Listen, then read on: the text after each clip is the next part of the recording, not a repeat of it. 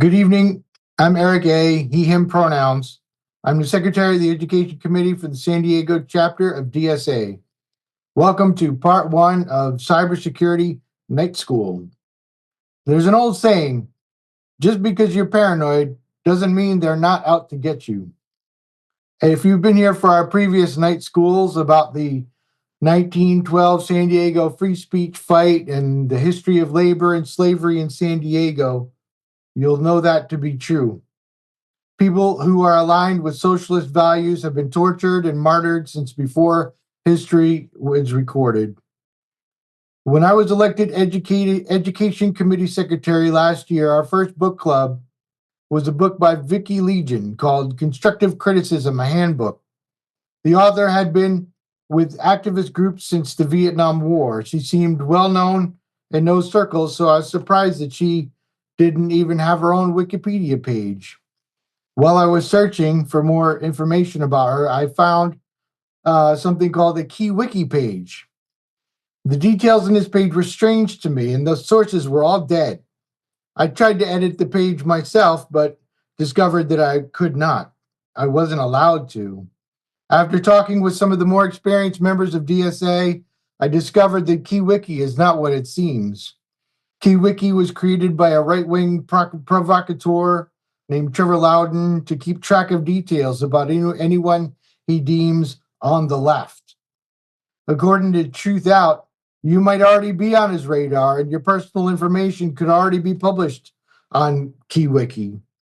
And apparently it's true. In 2023, KeyWiki got a hold of a Marxist Unity Group joint resolution from the 2023 DSA National Convention, and they created a KeyWiki pages for everyone who signed it, including me.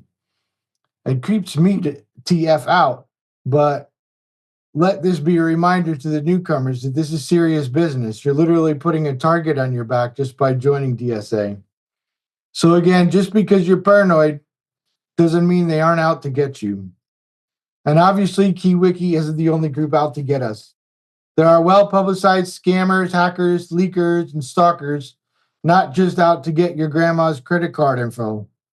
The goal of tonight's Cybersecurity Night School is for us to learn how to protect our private information on the internet.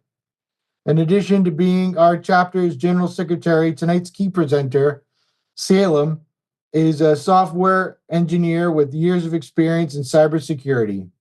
We've developed an education syllabus based on his knowledge and hope to train our members to stay safe in a cyber world that is getting more dangerous all the time. Without further ado, take it away, Salem. Hey, how's it going, y'all? Thank you for that opening up, Eric. You are exactly right on the money. Just because you're not paranoid doesn't mean they're not out to get you. I learned that real early on as a kid, probably earlier than I should have learned that. But as I've gotten to know more about cybersecurity and kind of dive into this world, I'm finding out that it's pretty spot on, unfortunately. So just to get started, this is going to be the first installment of a couple of workshops we're going to be doing. As Heather said, we're going to, at the end here, be doing an actual walkthrough of some of the things that we talk about in this workshop. But what I want to start off with is discussing the security mindset. So in the political context we live in, a little bit, Eric touched on this, leftists have not always been treated super well by the state, by fascists. Let's just go ahead and put a blanket term there. And things have changed a little bit here and there as far as what happens to activists, but also what has changed is the type of digital technology that is available for surveillance.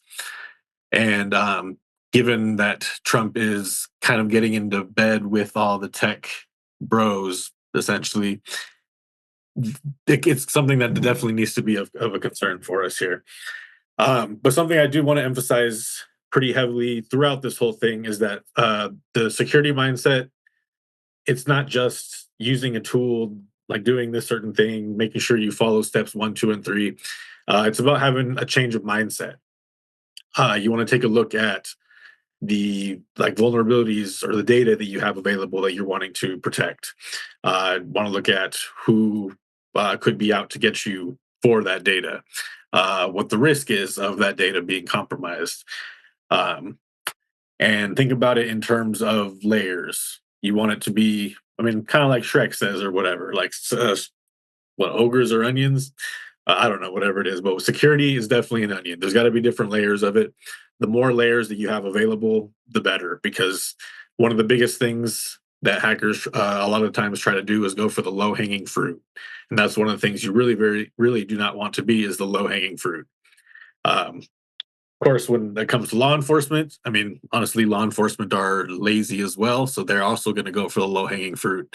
But they sometimes have a little bit more incentive to go a little bit more in depth. So this is a quote by Bruce Schneier, a cryptographer, cybersecurity professional, privacy specialist. He's been a writer about security in the cyber world for quite a long time. And there's some quote of his that is fairly famous and is pretty much nails it all down into one line. Security is a process, not a product. Um, it's something where you are going to take steps in certain situations for certain things. If someone is selling you a product saying, hey, this can take care of everything for you, you can set it and forget it. They're just trying to sell you something. They may or may not know what they're actually talking about, but they're definitely not providing the solutions to all of your problems. So something to keep in mind on that. So in order for us to have a good security plan, or have good security for ourselves, we want to come up with a personal security plan. A lot of people, when they're starting to get, I know this happened to me early on. You start looking in online to figure out how to strengthen your personal security online, your digital security. And there's tips coming in from all which way. There's all kinds of different things that people are saying. Oh, you should be using this tool. Oh, you should be doing this. Oh, you have to do this. And sometimes it's great advice. Sometimes it's not great advice. Sometimes it's great advice, but only in a certain context. And when you're just starting out, having all that information just pouring in on you all at once, you could try to be doing everything, but it just starts to become overwhelming. It's easy to kind of feel like helpless and just say, you know what, screw it, I give up. I'm going to give in to the corporate overlords and the state. There's too much to do, and that's what we want to avoid. We don't have the luxury to be able to do that. So what's incredibly important to be able to make it manageable is to actually set up our security plan in a way that is specific and relevant to our lives and the things and actions that we're doing, or the people or organizations that we're working with, and take a real assessment of what those threats are, and whether it's something that we need to really defend against, or something that can be maybe put aside a little bit because the risk on that is not so high, and we find something else that is much more higher priority, and defend against that. This starts out with what's called threat modeling. So threat modeling is a process that's essential for creating the personal cybersecurity. You identify and assess the potential threats to your digital assets, your data about yourself. Basically, it helps you understand what you need to protect, who you need to protect it from, how to prioritize your security benefits or efforts, and what you can do to make it to balance convenience or inconvenience, because there's always the balance between inconvenience or inconvenience and security. If it's extremely convenient, it's probably not too secure. If it's extremely inconvenient, it's probably really secure, but it's really inconvenient. And it might get to the point where you're like, you know what, screw it, I'm just going to bypass it and not do it.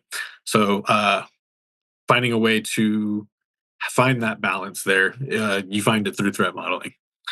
So to threat model, you go through a series of sometimes 6 questions. The sixth one has been added on recently, and I think is an important one to talk about. The 6 questions you want to go through to determine your threat model. What assets, data do you have that's worth protecting?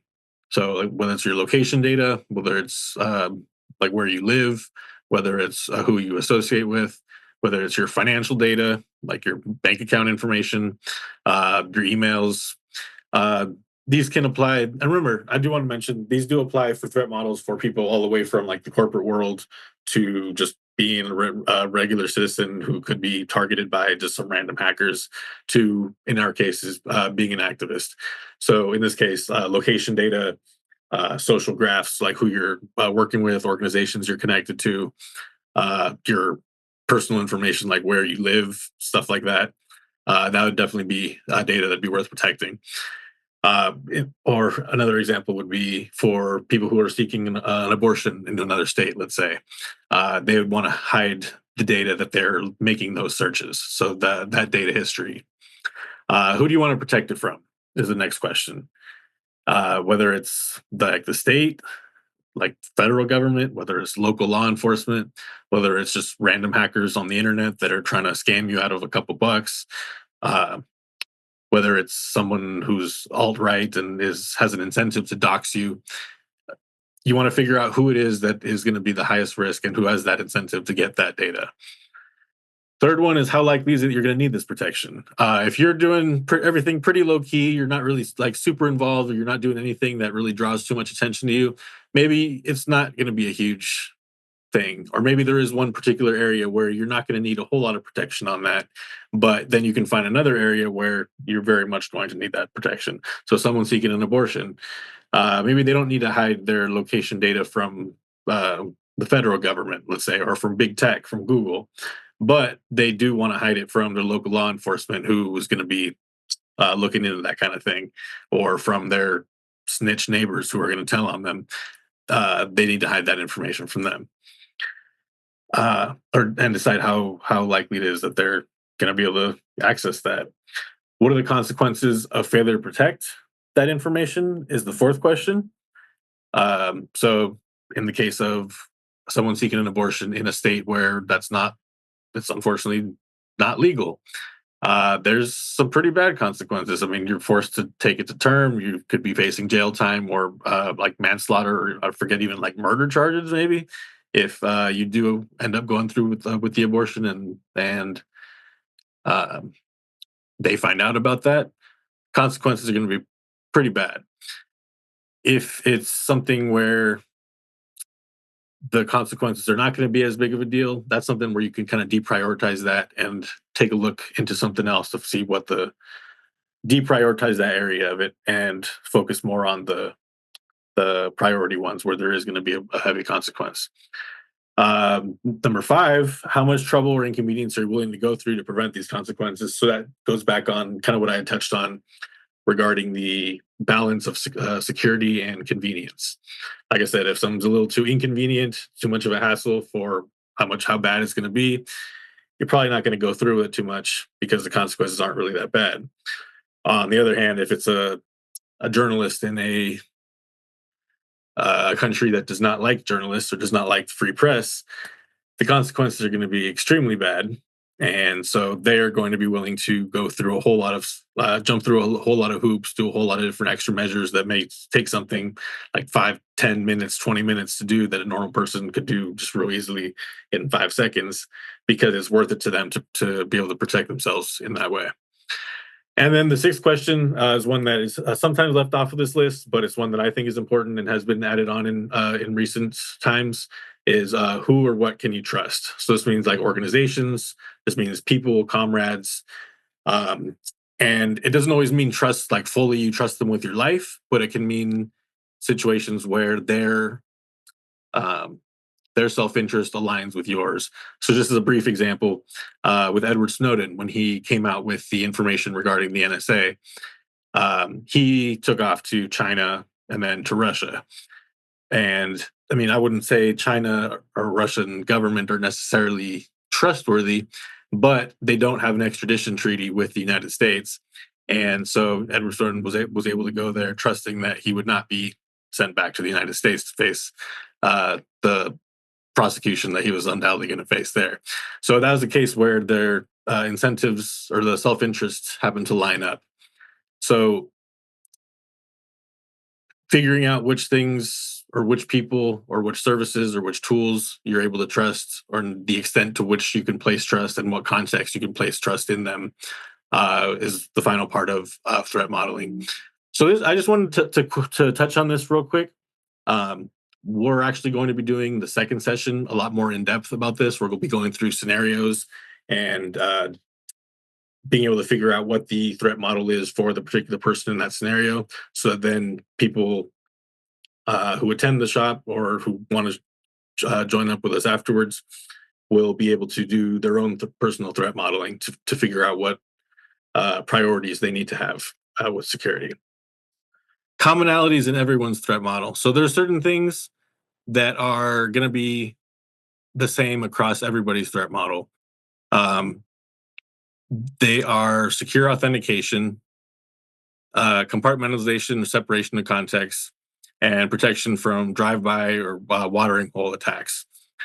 So secure authentication has to do with like passwords, logins, getting into your accounts. Compartmentalization has to do with keeping the context of your identities like separated from either different parts, different areas of your life, or just separated in terms of from your personal data.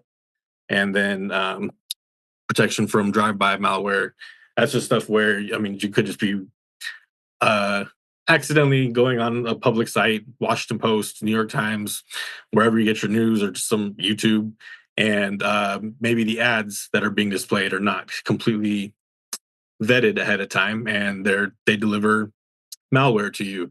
Maybe you weren't really the target of that. You don't have a nation state coming after you, but you just happen to land, unfortunately, on a site that happened to have that, and now you got something on your computer. So we want to protect against those. Those are ones. All three of those are something that apply to everybody's threat model. So first, I want to start off with passwords. As it says right there on the slide, passwords are the first line of defense against unauthorized access to your accounts and your devices. Having strong passwords is extremely important for keeping secure, and they're usually the first and simplest method for people to gain access to your data. I'm sure you guys have heard of stuff like phishing, where they try to take your password by sending you to a false site to input your password, or just guessing or trying all kinds of different things that are related to you. Passwords are the easiest way for hackers to get into your stuff. If you have a weak password, you're kind of cooked. So the characteristics of a strong password: aim for at least 12 to 16 characters. The longer the password, the more secure it is. Complexity: use a mix of uppercase, lowercase letters, numbers, special characters. Unpredictability: avoid using common words or phrases. Don't use easily guessable information like birthdays or names. And uniqueness: you want to try to use a different password for each account to prevent one breach, let's say in particular of your email address, from compromising multiple accounts. Something I do want to mention for the complexity: some people be putting in, like, say, a 3 for an E or a $ for an S, something like that.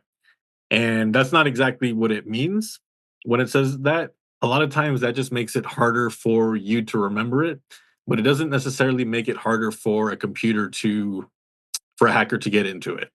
Uh, Contrary to what it shows in the movies of how hackers be typing away on a black screen with green stuff going across, and then, oh, I hacked into the mainframe, blah, blah, blah. A lot of times what hackers do is they will research you. If it's something you're even in any remote way being targeted, whether you're just a random target or like a very specifically being targeted, they will research information about you. They will find out your birth date. They will find out your pet's name. They will find out your favorite sports team. They will find out as much information as they can and create essentially lists of possible words that are associated with you. And then computers can auto-generate more lists with different kinds of variations that are common, like replacing a 3 with an E with a 3, and all kinds of things like that. And those will be the first ones that they attempt when essentially guessing your password, but they will be guessing it quite a few times and on a computational scale. So you want to avoid words that are or birth dates that are associated with you. I don't know if you can zoom in and see it, but the comic says basically, through 20 years of effort, we successfully trained everyone to use passwords that are hard for humans to remember, but easy for computers to guess. So if you look at the little thing there, so Troubadour, TR0UB4DOR and 3, yada, yada, yada. There's only 28 bits of entropy. This is kind of an old comic, so the guess time is definitely decreased since then. But the point is the same. The guy has a difficult time remembering exactly what it was, which one was capitalized, yada, yada, yada. Meanwhile, correct horse battery staple, or random common words, not necessarily associated with anybody, those have 44 bits of entropy. So that would take a considerably bit longer. So it's the amount of entropy that your password has rather than the randomness of the characters. And the best way to get the most entropy is having a longer password. And when you're using what this is called a passphrase, I mean it's pretty dang easy to remember. You want to throw in maybe some numbers or some dots or punctuation in there or something, but that can definitely make your passwords a lot stronger. Now, as far as having a unique password for every single one of your accounts, if you have to come up with even a passphrase like that, you're going to be doing that pretty damn soon. I know I would. I won't talk about how many computers I smashed trying to remember all my stuff. No, but it's honestly unrealistic for anyone to remember with the amount of accounts that we have to have these days to remember all the different passwords you're going to need. All the accounts you're going to have, all the passwords you need, especially if you make a unique one for each one and you have them strong like you're supposed to. So the solution to that is password managers. A password manager, there's some information on there if you want to read through there, but basically what it is, it's an encrypted database that is encrypted with a single password, what's called your master password. You want that to be very strong, of course.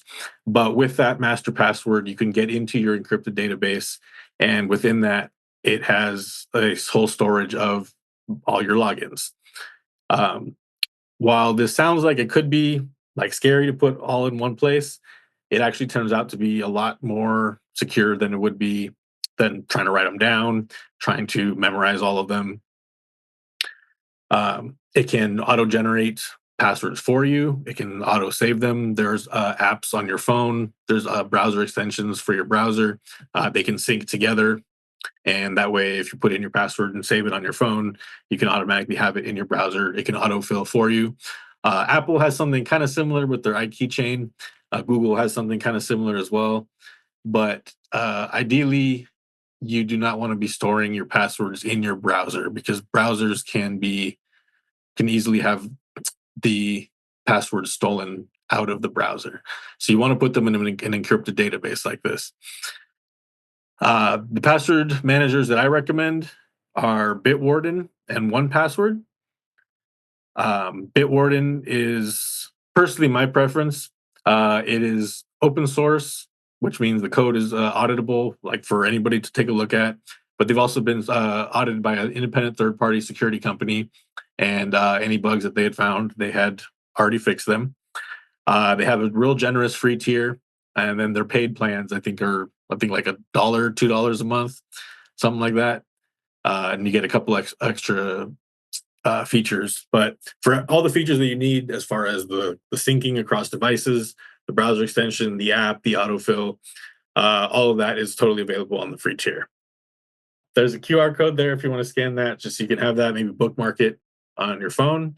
Otherwise, the link is just bitwarden.com. You can open that there in your computer. And just because I like to give people options, I also want to recommend 1Password. 1Password is not open source, which is why it's not my favorite one. I tend to dislike closed source stuff. That means it's proprietary. The code is kind of behind the walls of the company. They won't allow anybody to really take a look at it. It has been also independently audited, so it is trustworthy. Just to me, not as personally trustworthy as open source code is, because I can't just take a look at the code. But they do have a lot of real cool features. They have a check for it checks against new databases that hackers release on the dark web to check if any of your passwords have been compromised, and it'll let you know right away. A couple other real nice features to have. The UI is real nice. They have paid plans only. Unfortunately, they don't have a free tier. But if those extra features are worth it to you, or if you just like how it works, that's an option as well. And another real trustworthy one. QR code is right there if you want to send that over to yourself or at least take a look at it. So the next thing, and I'm sure y'all have worked or seen this a bit and maybe even had it be kind of a hassle sometimes, but it's extremely important, is two-factor or also called multi-factor authentication. Basically, you want to have, I see in the comments, KeyPass XC. Yes, Jenny, you're awesome. So KeyPass XC actually is the one that I use. It's an offline only one. Like it says, you can't sync it across devices. You have to manually do that yourself. Um, that's if you want to go a little bit extra paranoid with it, which personally I like to do. But Bitwarden is one that I do trust. But KeyPass is also a fantastic one as well. We can go into more information on that as well. But Jenny, thank you for mentioning that. So two-factor authentication. It adds an additional layer. So if someone is able to get your password somehow, maybe they see you typing it in as you're adding it, or they see you leave uh, your phone open and they're able to check your app and they get the password. Two-factor authentication potentially should be able to prevent them from being able to get in.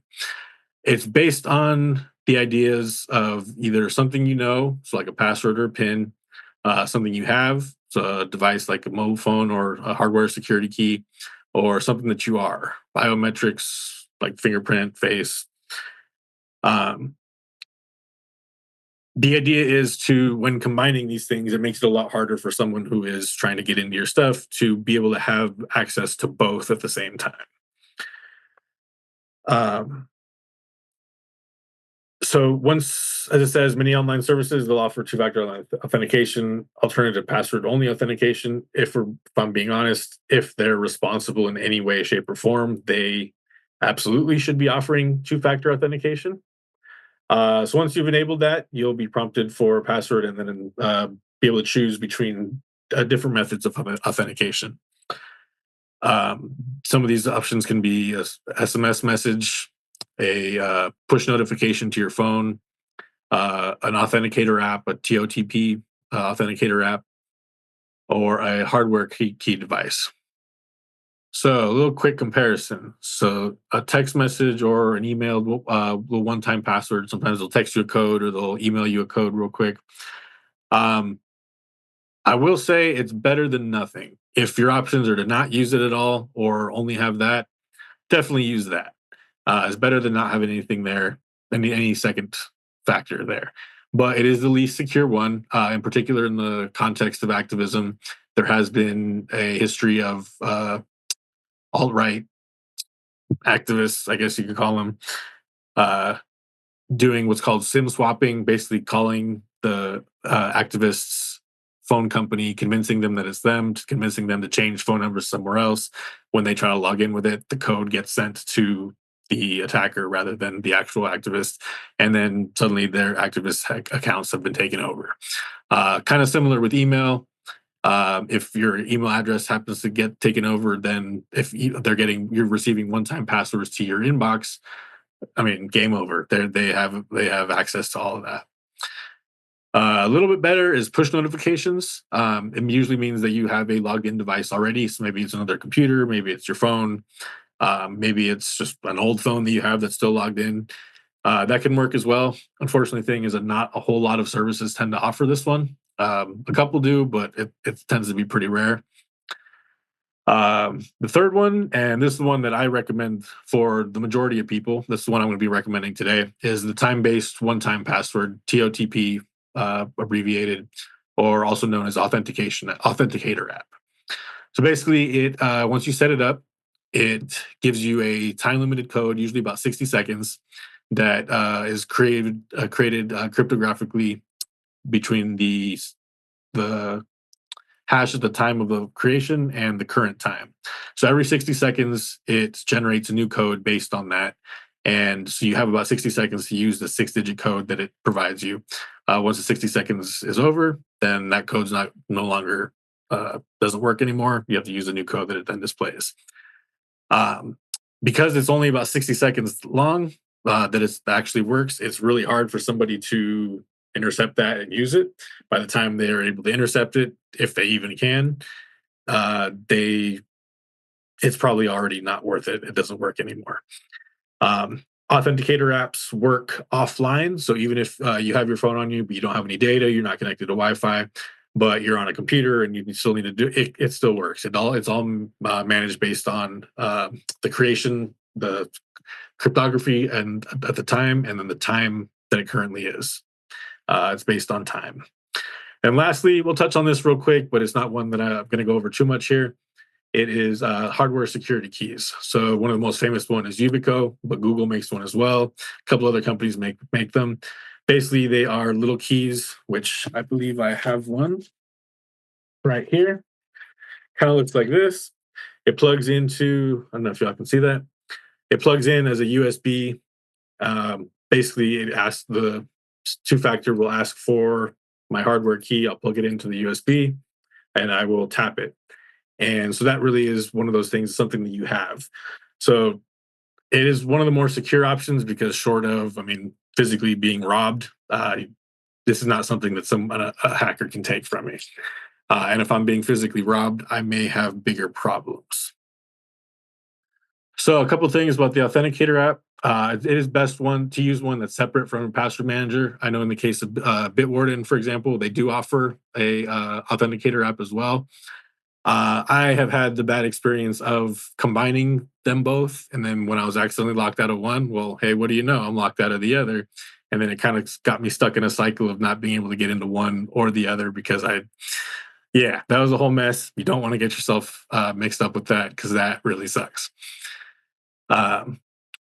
So the ones that I recommend on Android is Aegis Authenticator and an iOS OTP Auth. Both of them are open source. They've been around for a good while. They're trusted. They are something that you can export both unencrypted and encrypted, and you can back up to, say, Google Drive on Android or to iCloud on iOS.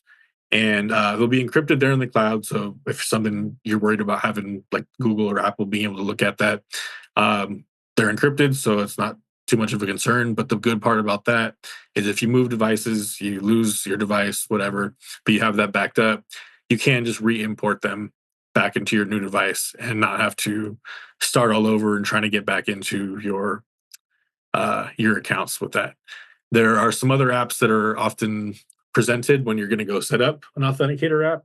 A real big one is like Google Authenticator app, or Microsoft has one as well, which they all do more or less the same thing as far as having the one-time code, but those ones don't seem to have a backup option. So, like I said, if you lose your device, you're kind of screwed.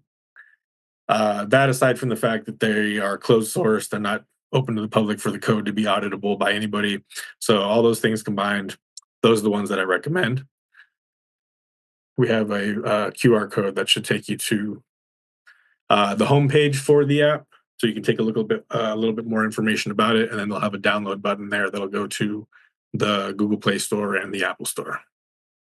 So just real briefly, just be general steps on how to set up the Authenticator app in whatever account you're setting it up for.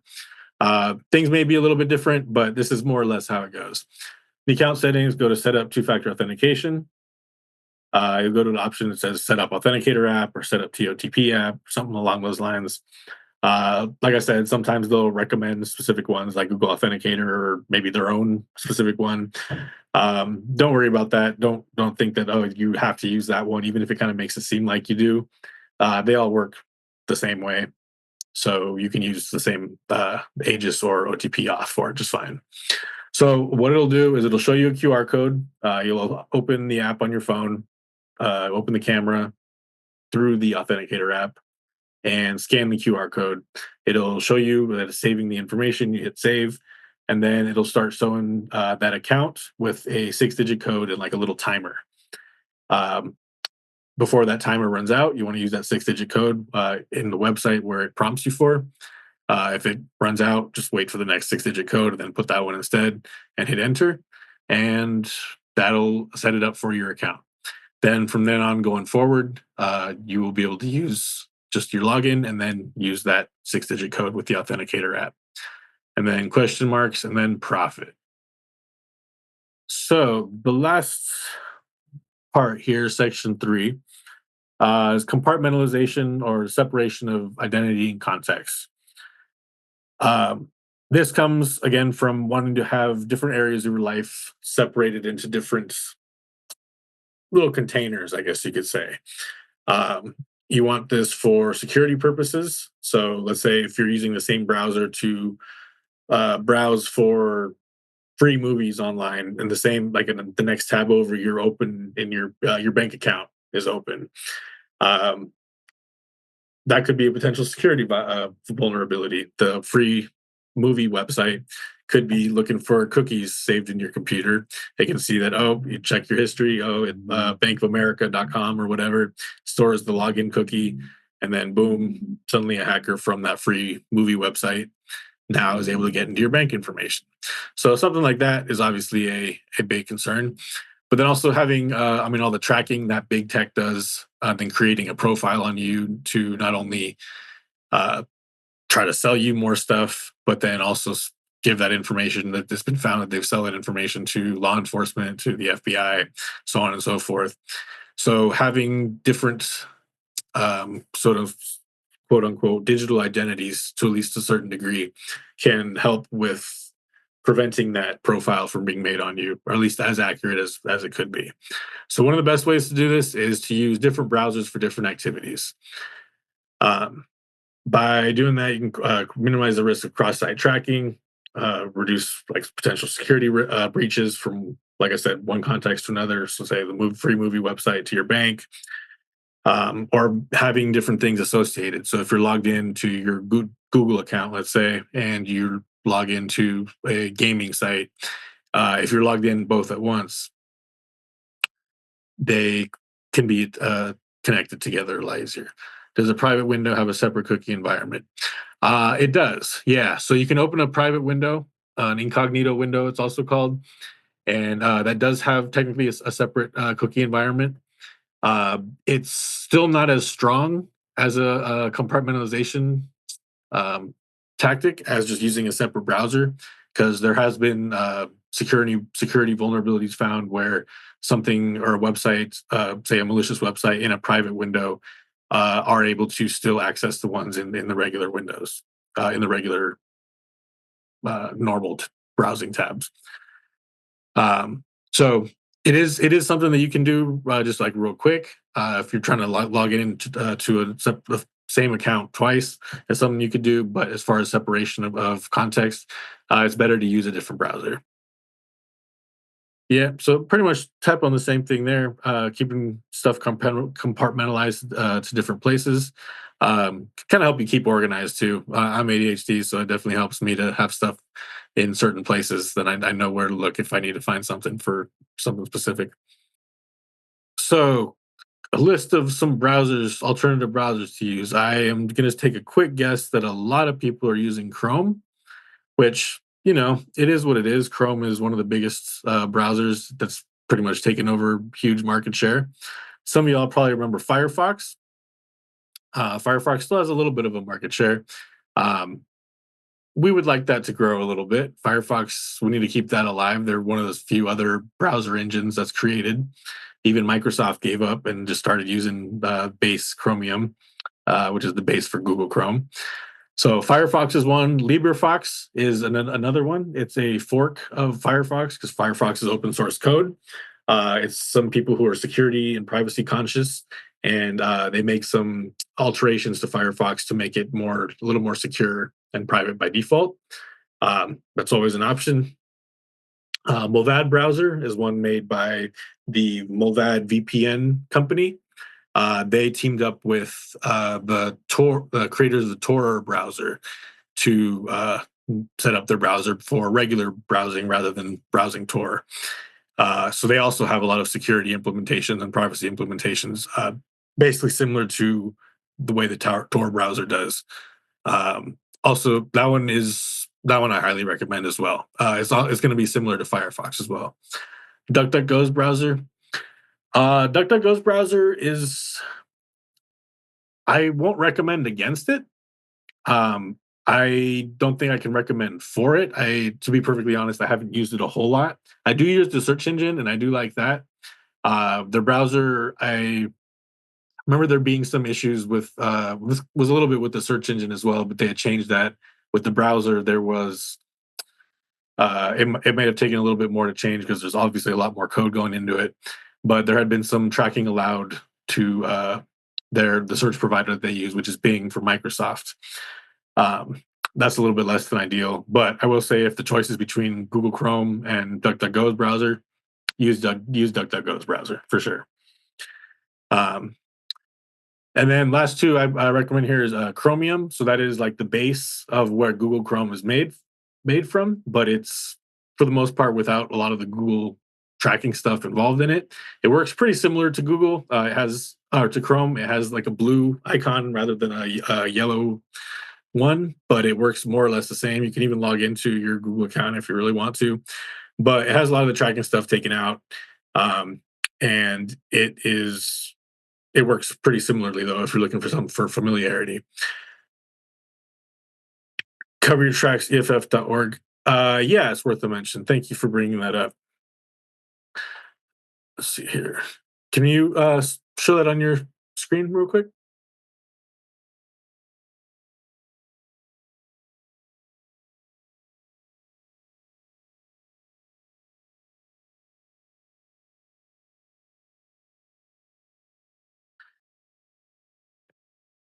So click test your browser real quick.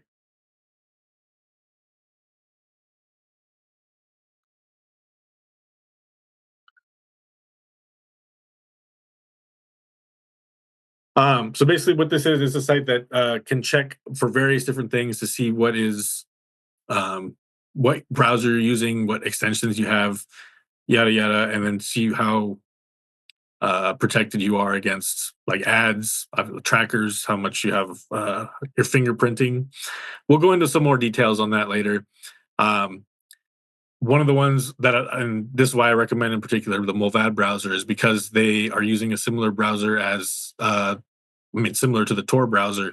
A lot of fingerprinting methods have been removed or blocked or prevented from working correctly. But yeah, so you can see there's another one. It's browserleaks.com is a website you can check out. Some of the stuff about the how unique of a browser you are. I'm not sure how accurate those statistics are because it's only people who are interested in this kind of thing are going to be the ones that check their browsers. So it's not really checking against the rest of everybody else. So the statistics on it, how unique it is exactly, might be not right. But the point is, yes, things about your browser can be known by the websites that you visit. So just to show those again real quick. And then last one, Vivaldi. That's one I happen to like. It was one I use for work stuff a lot. If you're going for real strong, like privacy, maybe not your best bet. They do have good a privacy policy, but it has customability, which I really like. It is based on Chromium, so it is does have something similar to the Chromium browser.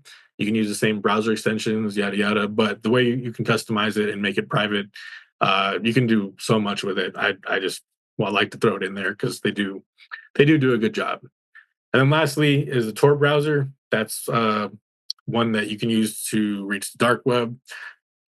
LibreWolf, yes. I put it incorrectly. You're right. Thank you very much, Scott.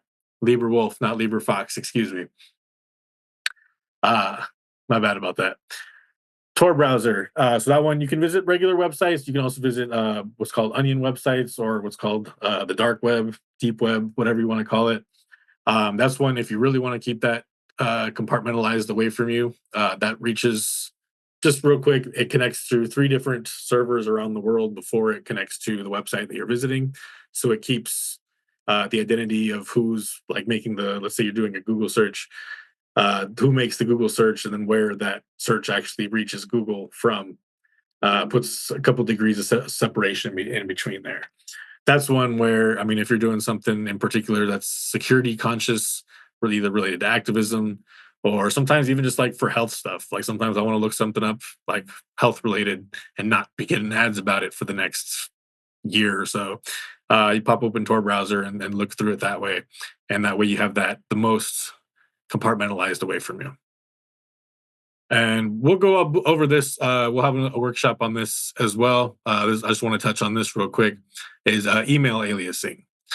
As you know, when you're signing up for an account or when you are doing just about anything anywhere these days, they ask for your personal information, contact information. They're trying to build a contact list, an email list, something to be able to reach out to you later to maybe send you content, but most likely send you ads or spam or who knows what. So these are two companies, Addy.io and Simple Login, that pretty recommended. I believe Addy.io has a free tier. Simple Login, they used to. I'd have to double check and see if they do, but if they don't anymore, it's still fairly affordable. They provide you with essentially fake quote unquote email addresses that you can use to sign up for stuff, and it'll forward it to your real email address. But they don't, that way the person you're giving it to or the organization or the company or whoever it is doesn't actually ever have your personal email address. They only have this one that's created through this company. And if you see them starting to send you spam, or you see them that they sold it to somebody else and you're receiving stuff to that unique email address from someone you didn't give it to, you can very easily block that or create an entire different one and keep your personal contact information safe and declutter your spam. And it makes it harder for people to track you by your email address, because sometimes they can use your email to look you up on social media.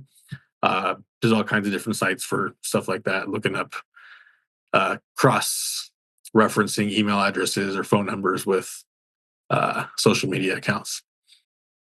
And then lastly, so protection from drive-by malware or watering hole malware. So I touched on that real quick earlier on. Again, so that's when you land on a site that maybe you visit that site every day. Maybe it's a site that is related to sports or to news or something totally innocent, totally something not related to anything that is you would think of as malicious. It's not some free website, free movie website with a million pop-ups, but they run ads, let's say, and the ads were not vetted. There could be malware in those ads, or say someone that a nation state is trying to get, they know this person visits the site, so they just hack the site and put some malware in there to try to get that person, but they get anybody who visits that site. You want to be able to block that. You don't want to be gathered in a dragnet of just unfortunate souls who happen to land on a website at the wrong place, wrong time. Aside from that, ads suck. I don't know about you, but I cannot browse the internet with ads. They piss me off in so many different ways. Capitalism loves to try to make you feel insecure, or tries to just show you crap you do not need.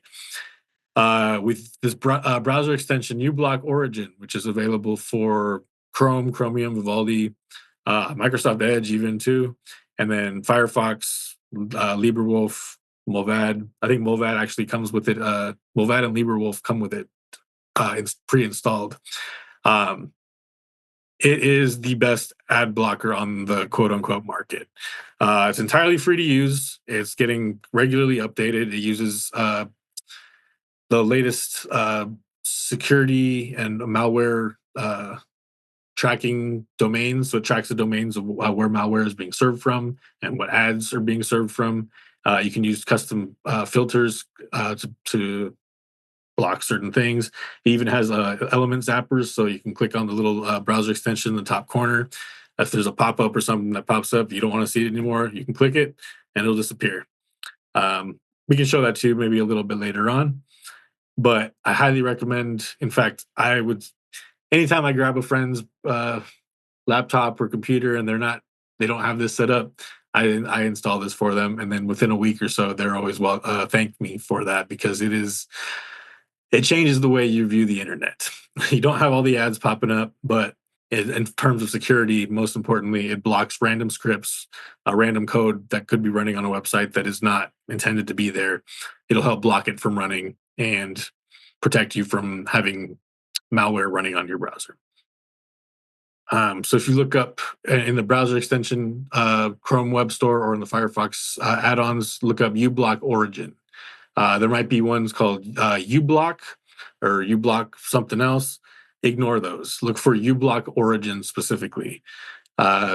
There's was some drama in the past. I'm not going to go into all the details. Basically, the original creators of it, one of them tried to kind of rip off the other guy who actually is the one who did most of the work. So he skipped off to the side, made a uBlock Origin, and that's the one that he's been working on ever since. I'd like to, take any questions that people might have, either in regards to the stuff that we were talking about here, or if other tools or something else briefly that someone wants to touch on that they're wondering maybe why I didn't touch on it today, or just something quickly that they'd like to ask. I'd like to open the floor for questions. Maybe we'll take 10 minutes or so of that. And then prior or following that, then if people want to stick around and actually have the time to do the installations of some of these tools right here and now, I'll be able to walk people through that as well. Considering never going online again. Yeah, understandable. Wish I don't know how well that. If you can survive in the woods, then that'll work. Eric B. Stack. Hello. Hey, how's it going? Hey, I'm good. I just had one question about the authenticator section. Sure. Because I do use an authenticator. I've been using Microsoft's authenticator for a while. Okay. Would you probably recommend like switching to one of the other ones that you recommended? Personally, I would say yes. Just for the reason that I said about it being open source, have it not being tied to a big tech company. I don't know if the Microsoft one, if they have like cloud backups so you can move between devices easily. They may have included that now. I know at the time when I tried it out a little while back, they didn't.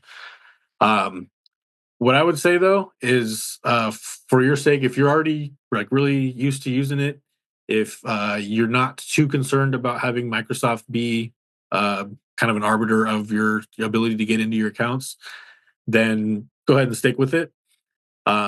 If you want to maybe have be a little bit paranoid and maybe have a backup, so you have it in using both one of the ones I recommended here, and then just using primarily the Microsoft one, that would probably be an even better option. If you really want to switch, just completely get rid of big tech stuff as much as possible, switching all the way, then that's obviously an option as well. But the fact that you're already using one and are like that's the probably one of the biggest things. Okay. Yeah, I might consider switching over stuff. I know it's going to take a little bit of work, but yeah, it sounds safer to me to do that, quite honestly. Yeah, for sure. And yeah, it isn't, you don't have to do everything all in one fell swoop, like switching over little by little. The more secure the better. You don't have to go all in, all out. Like every little bit counts. True. And you can use those other ones you recommended like everywhere online or just certain places?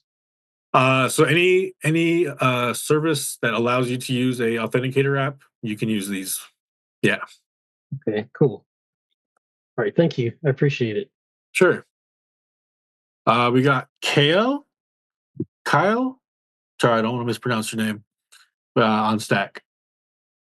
It's like the leafy green vegetable, kale. Kale, gotcha. Thanks for the presentation, Salem. That was a really awesome overview on a very complex topic.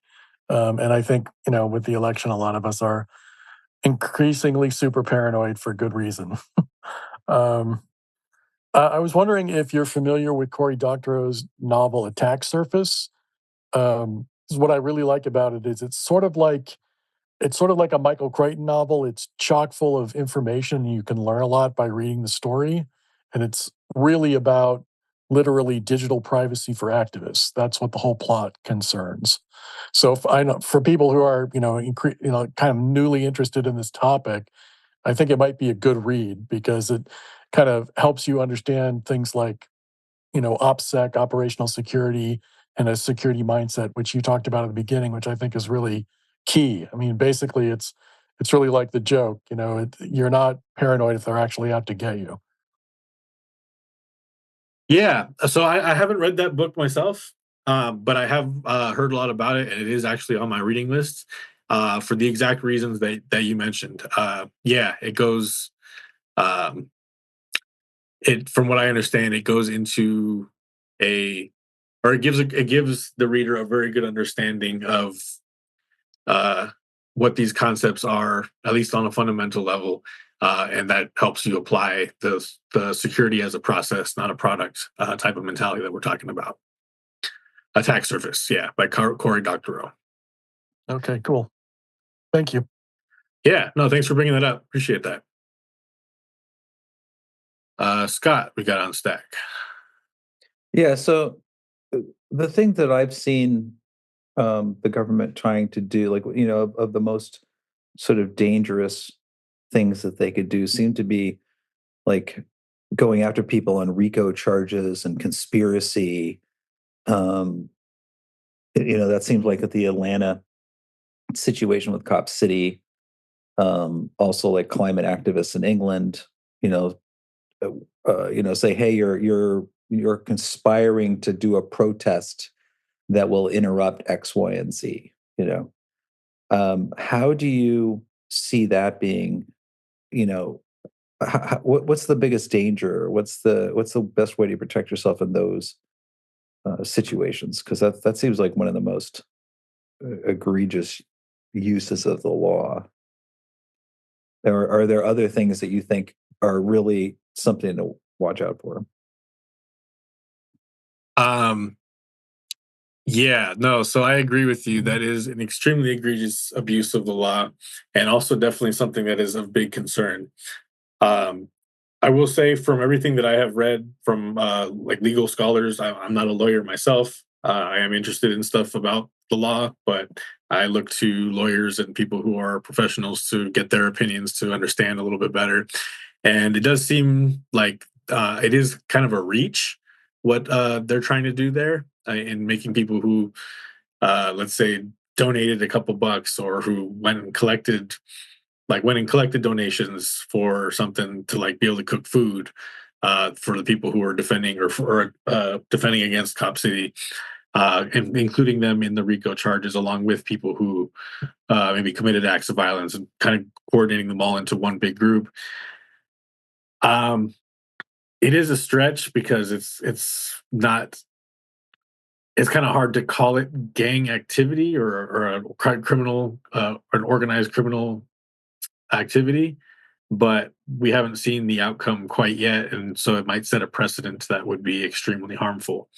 So for something like that, um, that's where separation of context identities would be extremely important. You'd want to be using uh, pseudonyms, maybe have nicknames where maybe the people you're working with don't even know your real name, perhaps, or they just only use this nickname that you use only in this certain context.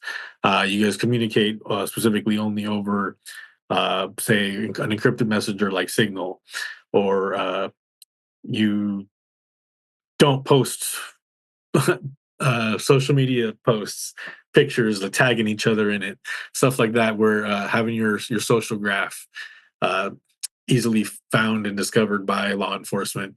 The best way to hide from those types of things would be just to keep people on a need to know basis type of thing, and then keep your identities like separated as much as possible, and then use secure messaging, which that's another topic we'll go over as well. Is like in different ways to communicate securely. Something else that I think is also an abuse of power and surveillance that has been happening recently. Not to say it's necessarily bigger than that one, because that one is a pretty big one as far as potential charges being brought against activists. But law enforcement and even intelligence agencies have found a way to sidestep privacy protections against the government intrusions that we have in our Bill of Rights, by simply buying the data from data brokers. So the trackers that are on websites, which uBlock Origin helps protect against, but the trackers that are on websites, they're, like I said earlier, they're building up a profile on you. For if it's a company that buys it from them, the data, they're looking to find a way to sell you stuff.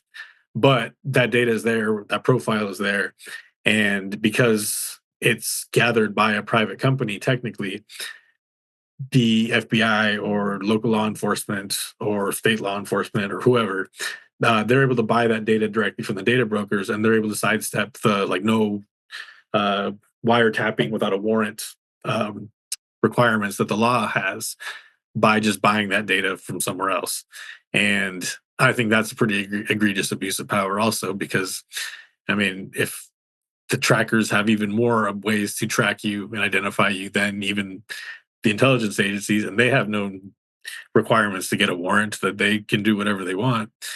I mean, it defeats the purpose of having that right, because it's being sidestepped entirely.